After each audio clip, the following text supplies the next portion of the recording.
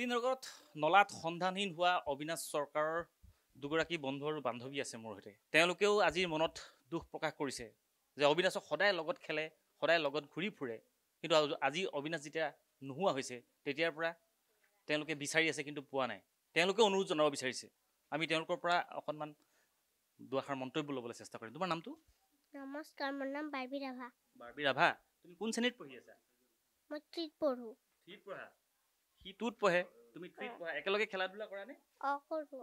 যেতিয়াৰ পৰা কথাটো গম পাইছা নে? কেতিয়া গম পাইছা কথাটো?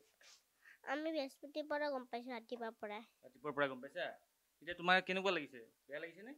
বেয়া লাগিছে, বহুত বেয়া লাগিছে। বহুত বেয়া লাগিছে। তুমি এটা মুখ্যমন্ত্ৰী কিবা ক'বা নেকি?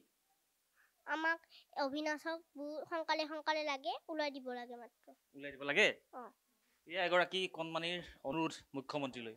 আৰু এগৰাকী কণমানি আছে, তেওঁৰ হয়তো আমি চিনাকি হ'ম। তোমাৰ নামটো কি? নমস্কাৰ, মোৰ নাম শ্ৰী সুভাষ কলিতা। তুমি কোন শ্ৰেণীত পঢ়া? মই 3য় শ্ৰেণীত পঢ়োঁ। সি 2য় শ্ৰেণীত পঢ়ে। একেলগে খেলা ধূলা কৰা? অহা যোৱা একেলগে কৰা স্কুললৈ? কৰোঁ। এতিয়া কথাটো কেতিয়া গম পাইছা তুমি? মই ৰাতিপুৱাই গম পাইছোঁ। ৰাতিপুৱাই গম পাইছা?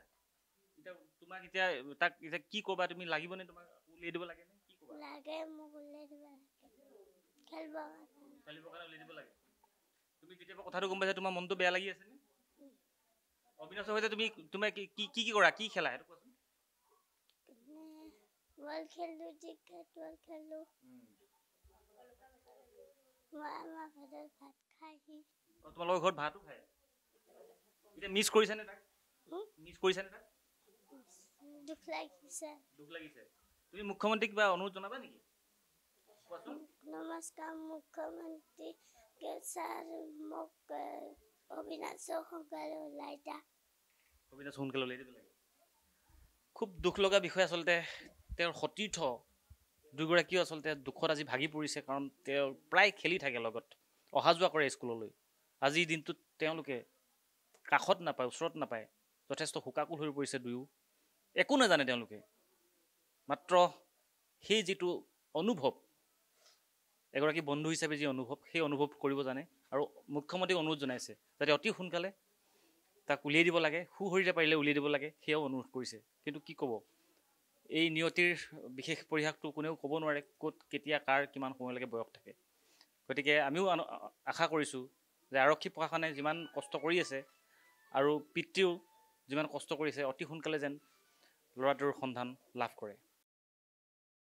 জ্যোতিনগৰত নলাত সন্ধানহীন হোৱা অবিনাশ চৰকাৰৰ দুগৰাকী বন্ধু আৰু বান্ধৱী আছে মোৰ সৈতে। তেওঁলোকেও আজিৰ মনত দুখ প্ৰকাশ কৰিছে যে অবিনাশক সদায় লগত খেলে, সদায় লগত ঘূৰি ফুৰে, কিন্তু আজি অবিনাশ যেতিয়া নোহোৱা হৈছে তেতিয়াৰ পৰা তেওঁলোকে বিচাৰি আছে কিন্তু পোৱা নাই।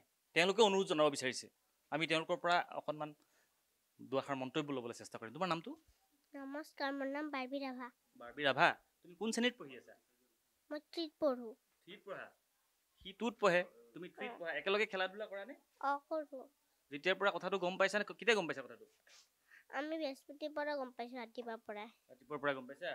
এতিয়া তোমাৰ কেনেকুৱা লাগিছে? বেয়া লাগিছে নে? বেয়া লাগিছে, বহুত বেয়া লাগিছে। বহুত বেয়া লাগিছে। তুমি এটা মুখ্যমন্ত্ৰীক কিবা ক'বা নেকি? আমাক অবিনাশক সোনকালে সোনকালে লাগে, ওলাই দিব লাগে মাত্ৰ। ওলাই দিব লাগে? এয়া এগৰাকী কণমানিৰ অনুৰোধ মুখ্যমন্ত্ৰীলৈ। আৰু এগৰাকী কণমানি আছে, তেওঁৰ হয়তো আমি চিনাকি হ'ম। তোমাৰ নামটো কি?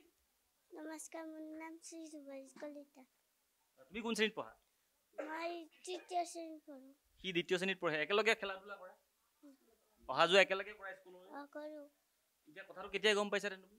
মই ৰাতিপুৱাই গম পাইছোঁ। ৰাতিপুৱাই গম পাইছা? এতিয়া তোমাক তাক কি ক'বা তুমি? লাগিবনে তোমাক? উলিয়াই দিব লাগে নে কি ক'বা? লাগে, মোক উলিয়াই দিব লাগে। খেলিবৰ কাৰণে উলিয়াই দিব লাগে।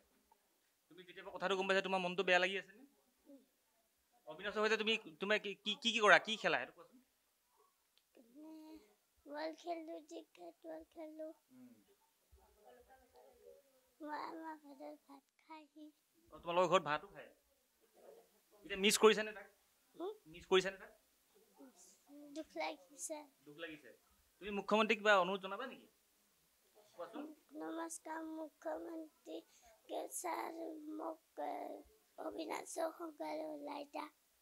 অবিনাশ সোনকালে ওলাই দিব লাগে। খুব দুখ লগা বিষয় আচলতে। তেওঁৰ সতীৰ্থ দুয়োগৰাকীও আচলতে দুখত আজি ভাগি পৰিছে, কাৰণ তেওঁ প্ৰায় খেলি থাকে লগত, অহা যোৱা কৰে স্কুললৈ। আজিৰ দিনটোত তেওঁলোকে কাষত নাপায়, ওচৰত নাপায়, যথেষ্ট শোকাকুল হৈ পৰিছে দুয়ো। একো নাজানে তেওঁলোকে, মাত্ৰ সেই যিটো অনুভৱ, এগৰাকী বন্ধু হিচাপে যি অনুভৱ, সেই অনুভৱ কৰিব জানে। আৰু মুখ্যমন্ত্ৰীক অনুৰোধ জনাইছে যাতে অতি সোনকালে তাক উলিয়াই দিব লাগে, সুশৰীৰে পাৰিলে উলিয়াই দিব লাগে, সেয়াও অনুৰোধ কৰিছে। কিন্তু কি ক'ব, এই নিয়তিৰ বিশেষ পৰিহাসটো কোনেও ক'ব নোৱাৰে, ক'ত কেতিয়া কাৰ কিমান সময়লৈকে বয়স থাকে। গতিকে আমিও আশা কৰিছোঁ যে আৰক্ষী প্ৰশাসনে যিমান কষ্ট কৰি আছে আৰু পিতৃও যিমান কষ্ট কৰিছে, অতি সোনকালে যেন ল'ৰাটোৰ সন্ধান লাভ কৰে।